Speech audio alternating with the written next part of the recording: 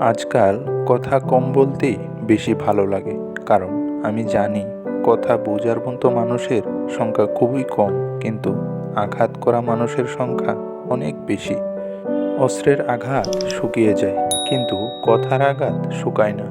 ইতিহাস সাক্ষী আছে, যারা অতিরিক্ত কাউকে বিশ্বাস ও ভালোবেসেছে, কষ্ট ছাড়া কিছুই পায়নি জীবনে।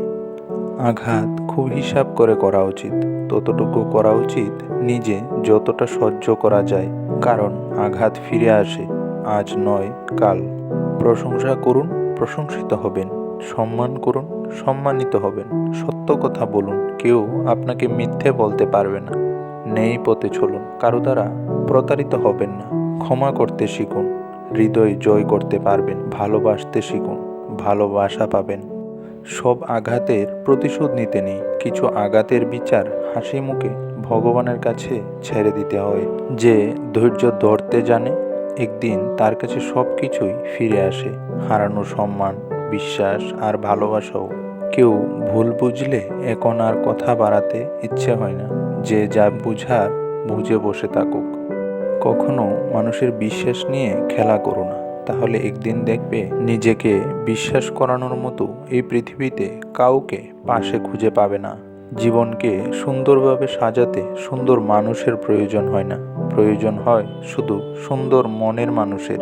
তোমাকে সত্যি খুব ভালোবাসি, তাই তো পথের কাঁটা না হয়ে হারিয়ে গেলাম। উদ্দেশ্য ছাড়া কেউ আসে না, স্বার্থ ছাড়া কেউ ভালোবাসে না। কিছু কিছু আঘাত মানুষের মনকে পাথর করে দেয়। বাস্তব এটাই, যে চায় সে পায় না, আর যে পায় সে অবহেলা করে। জীবন কি আজব, তাই না?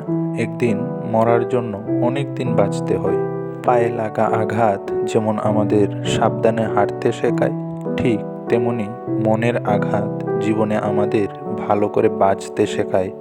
হার মেনে নেওয়ার নাম জীবন নয়, লড়াই করে বেঁচে থাকার নাম জীবন।